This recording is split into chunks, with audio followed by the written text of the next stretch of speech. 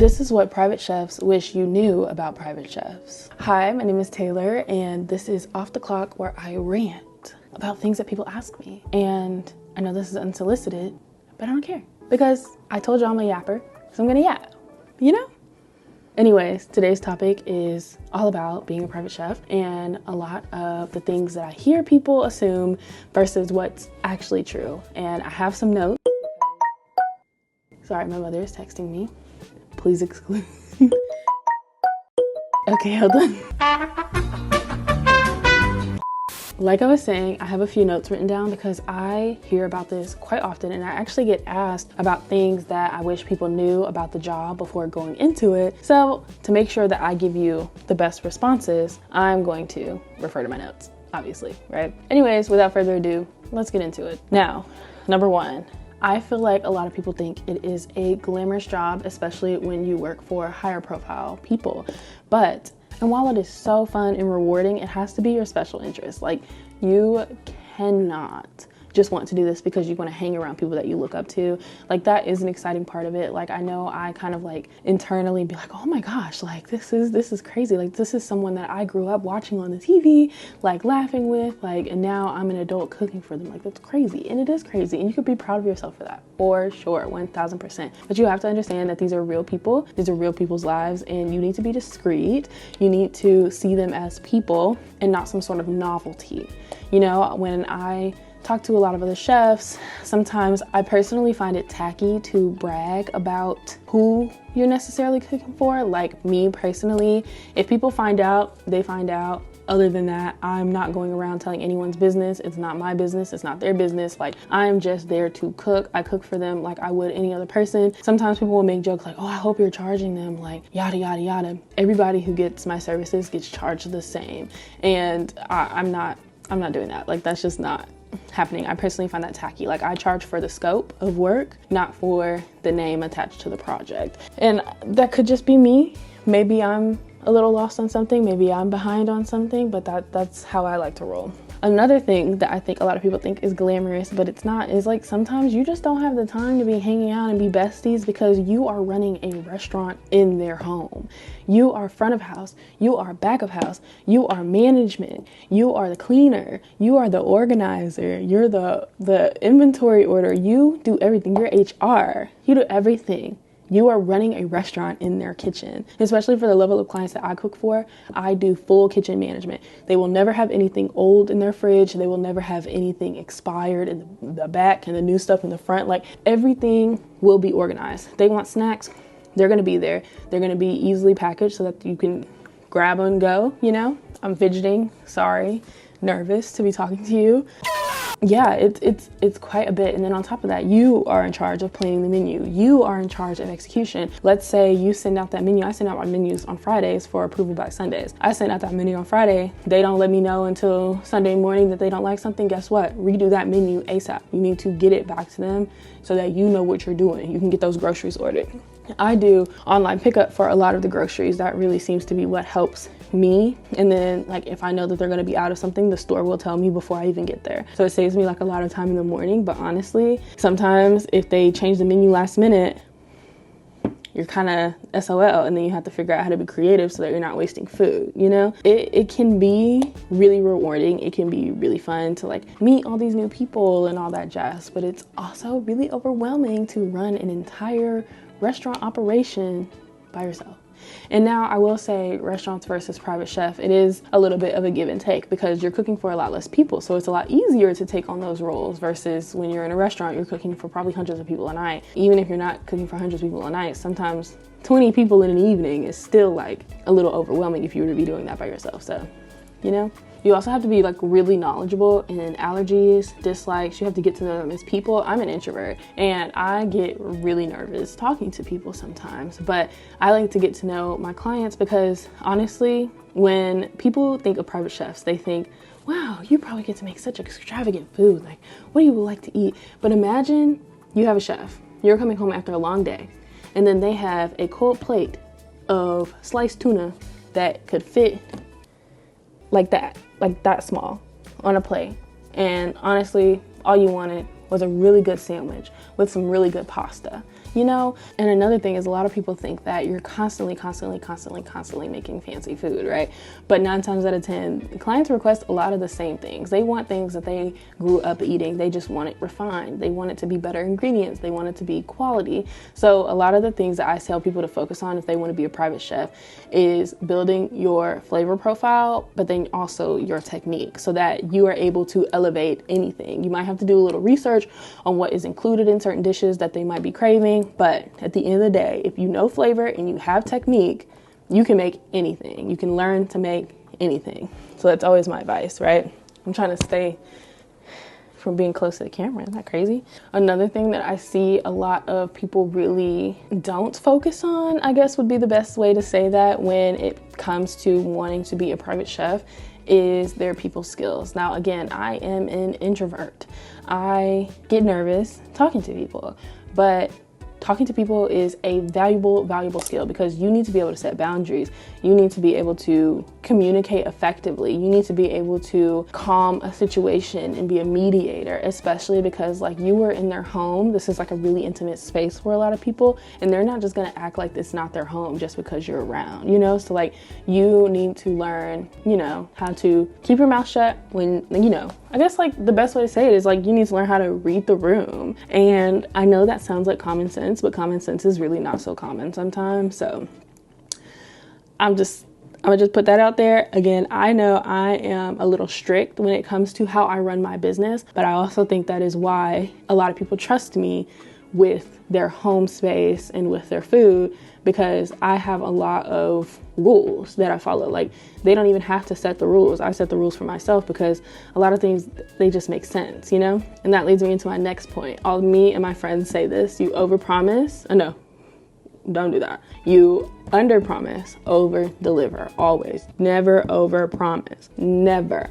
Because food is so subjective. If you sell yourself, and look, you could have won as many competitions as you have. You can have cooked for the queen. I don't know.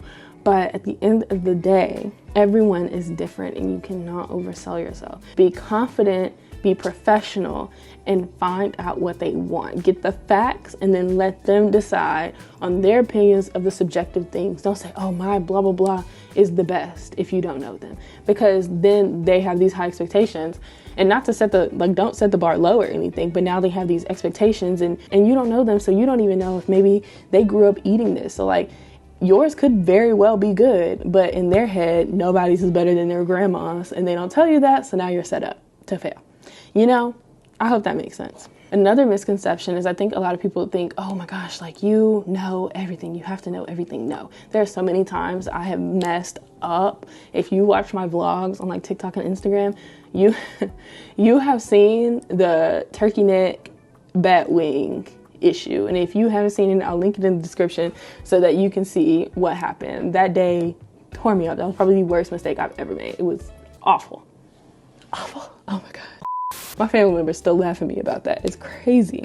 And that leads me into another point, is that chefs don't use shortcuts.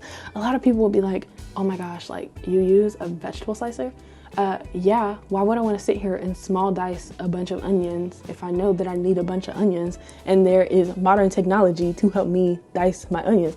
I will be using that. So it's like, sometimes I think a lot of people do try to suffer for the plot as a chef, for the vibe, you know? Honestly, I think a lot of chefs just want to feel like they're better than people when they don't use shortcuts. But at the end of the day, as long as you've worked on that technique, you know how to small dice an onion, you know how to do it properly, there is no reason not to do the shortcuts. Now, I probably also am not one to talk because I've had to relearn my knife skills because I stopped practicing them as much, but I think it should be a healthy balance. Like if you have a lot of onions to small dice, use the chopper. Just use the chopper. If it's one onion, chop it manually, you know? Don't let those skills go to waste. You use it or you lose it. But also, don't beat yourself up for nothing. You know, another thing that I think a lot of people don't realize is even though someone is paying a premium price to have a private chef, a lot of people are picky eaters. They are so picky. They don't want anything outside of homemade chicken nuggets and french fries sometimes. Like, and it'll be the most beautiful home, the most beautiful kitchen, huge pantries, huge fridges, and they just want burgers, pizza, steak, homemade. I mean, can you blame them? I would too.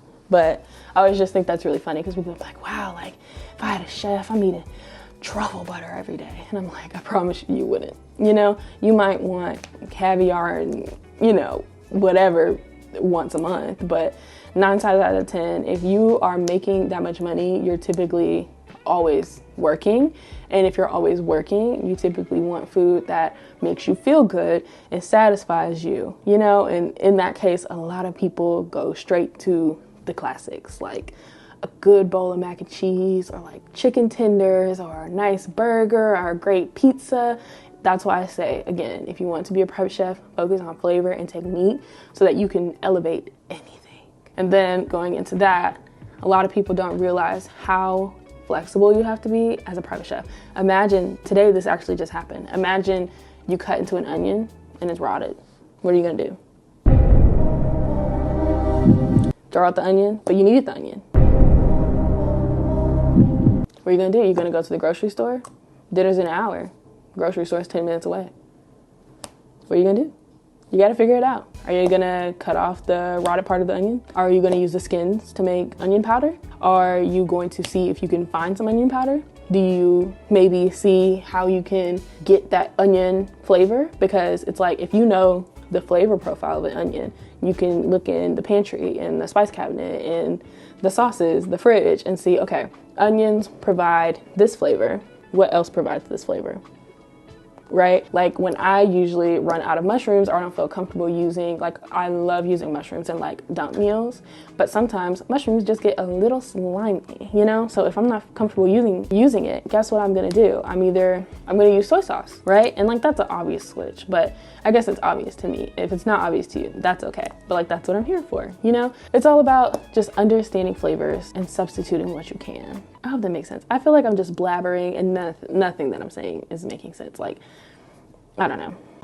And also, if you're feeling like a little overwhelmed, remember simplicity is key. Salt and pepper is all you need on a good burger. It's all you need on a good steak. You know, sometimes you don't have to punch everything up. You know, you can elevate it with technique and like have a nice salt and pepper steak with a beautiful compound butter that you used out of some things that were maybe getting close to the end of its life in the fridge. Like you would be surprised about how much you could just throw in a blender and make something beautiful out of, you know?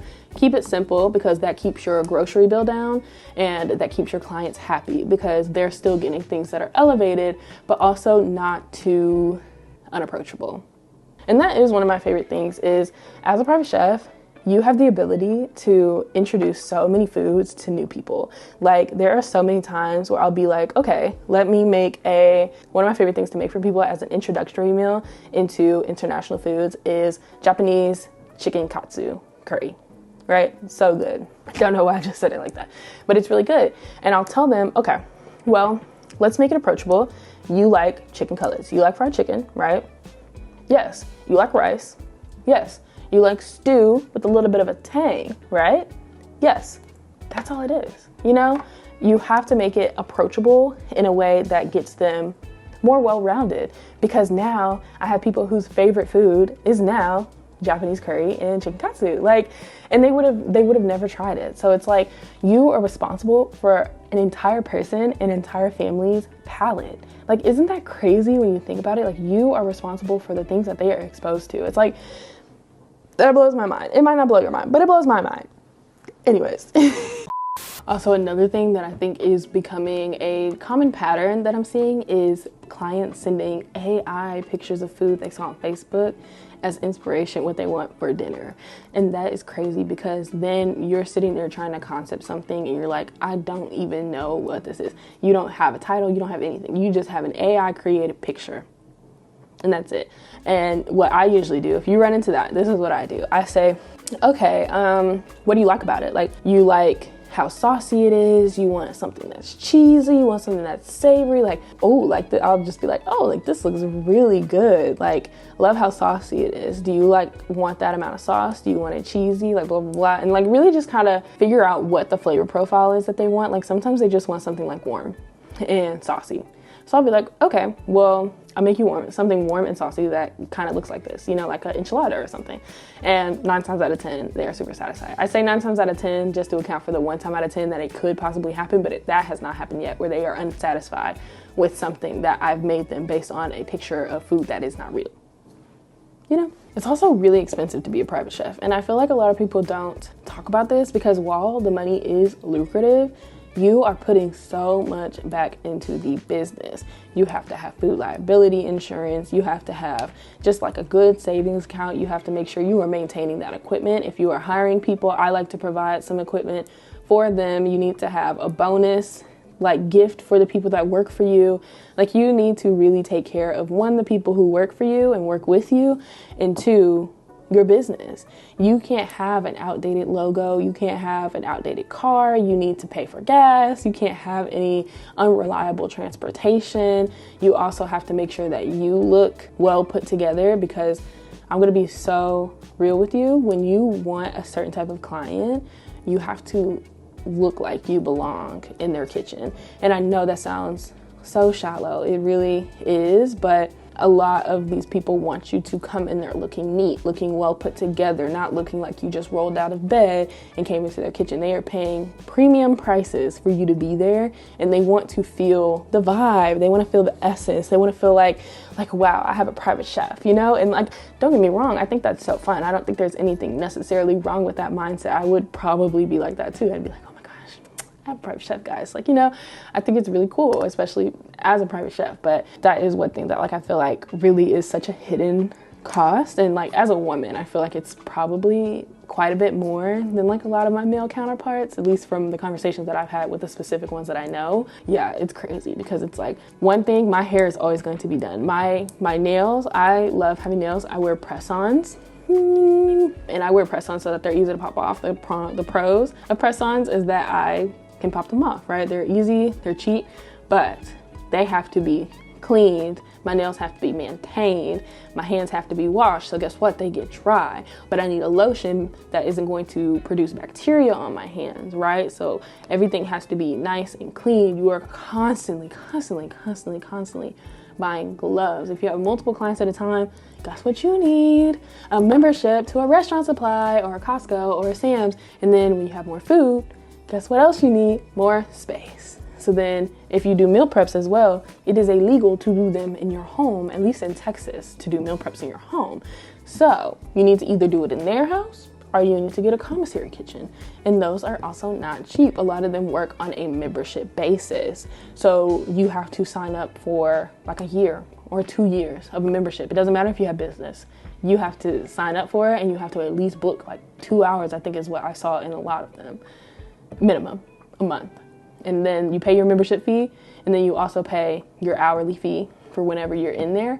And you have to clean up after yourself. You have to be respectful of all the equipment. You have to rent out the fridge space. You have to rent out the pantry space. So you're not, you need a lot, you know? It takes a lot of money. Now, one thing I do to kind of help alleviate the like ridges of food is I do not include groceries in my prices.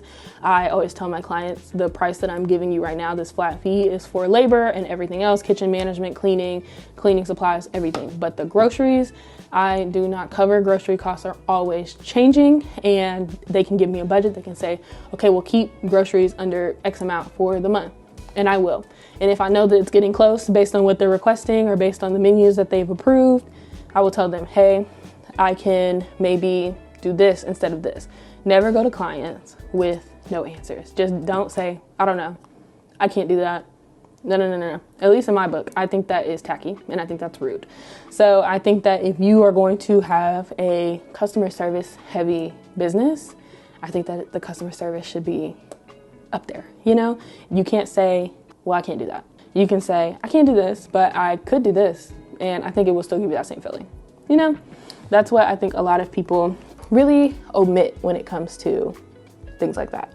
But nonetheless, there's just like so much like about being a chef. You're working like 16-hour days on site in their kitchen. That doesn't include when you go home, and then you have to cook for yourself, and then you have to bathe for yourself, and then if you do social media as well, you have to edit. I have 7 YouTube shows that I'm working on right now. I call them shows, but they're really just like different segments. I'm gonna call them shows because I can. So I have to come home, I have to plan those, I have to talk to people, I have to work with brands, and I say have to. I love it. I absolutely love it. But like, it's just like included in the job, you know? It is very, very rewarding. But imagine you wake up 6 a.m., you're at somebody's house all day. You have to leave to go to a coffee shop for meetings. Oh no, coffee shop, too loud. I have to go somewhere else. I started renting out corporate offices to take meetings. Like, that's another cost, you know? It's crazy, and it's so fulfilling, but you have to love it. You really have to love it. Like, this is all I do. Working is my special interest. I don't see myself ever not working. I really just enjoy working. I love what I do. It's all I think about, to the harm of the people around me. It's literally all I do, but it's really fun. I mean, like, if you don't really want a social life, you should be a private chef, you know? And if you like burning yourself and cutting yourself, now, I can only speak for me on this one. I know a lot of people don't have issues like this, but I have like so many burns. Like, I'm like in scars. Like, I cut myself a lot. I had like a big one right here that I got in high school. And if you didn't know, I started cooking when I was really young. Like, I've been doing culinary since I was 13. I started doing culinary competitions when I was 15, but I started like baking it when I was 8. And then, yeah, but I have like so many scars. It's like crazy. And I burn myself. Like, you get really thick skin. You can't want to be cute all the time because you're gonna burn yourself. Like, it's really wild.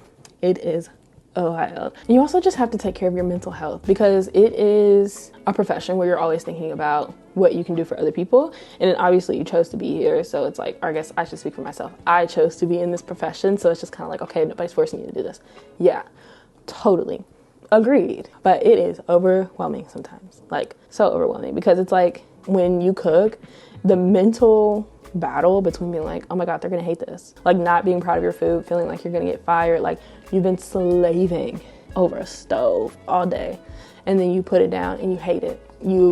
But you have no choice but to like fix it up as best as you can, and like try to make yourself like proud, and like just like you kind of like are watching them being like, okay, do they like it? Like, blah, blah, blah. Like, the mental anguish of that needs to be studied, because sometimes I feel like I'm going insane, and the plate will be perfectly fine, but it feels like I'll be staring at it. You know, when you stare at a word for so long that it starts to look like it's spelled wrong? It's like that, but with food. Like, you're like looking at it, you're like, does that even look like chicken anymore?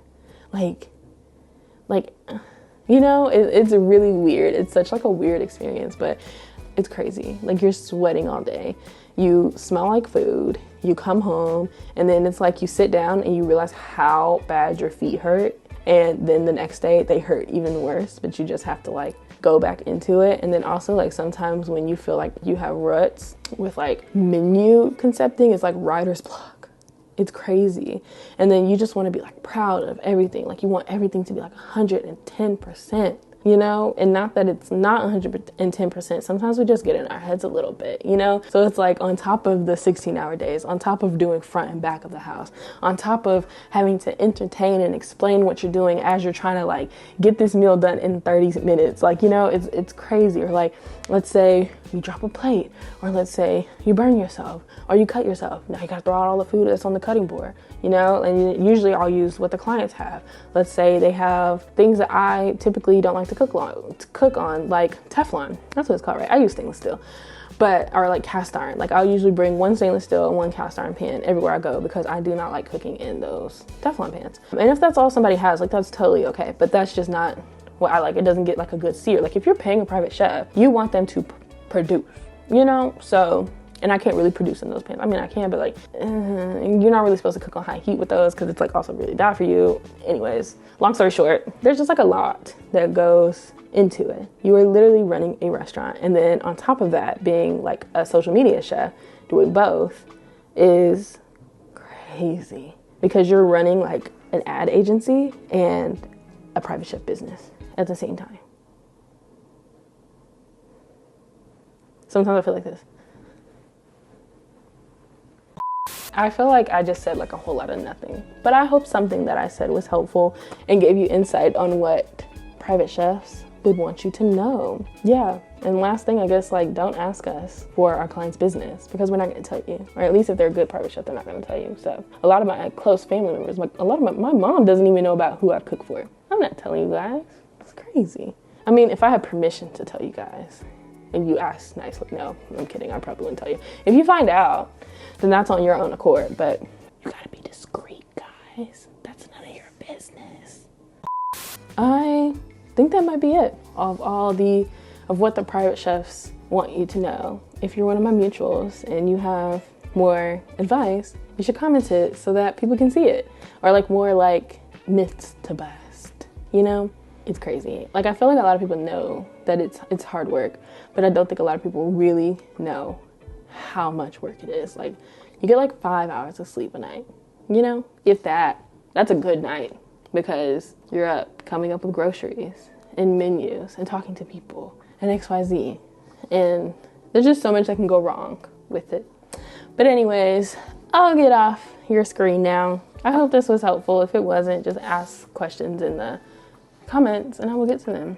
And no, you don't have to go to culinary school to be a private chef because I know somebody's gonna ask that. I didn't go to culinary school. I mean, I did go to a high school that had a really good culinary program. But past that, I just ordered the textbooks of the culinary schools my friends went to and studied those. And then also YouTube University, and I worked in restaurants, so that really helped. So I was a server for the most part. I did have some cook jobs, but I would also go and ask the chef like, hey, we're not busy right now, so can you like show me some stuff, or can I ask you a few questions? Just ask people, you know? You just never know what they're gonna say, and the worst they can say is, no, I don't wanna talk to you.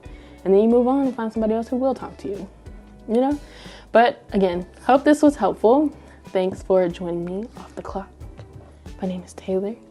Peace out. Let me know if you have any topics you want me to talk about.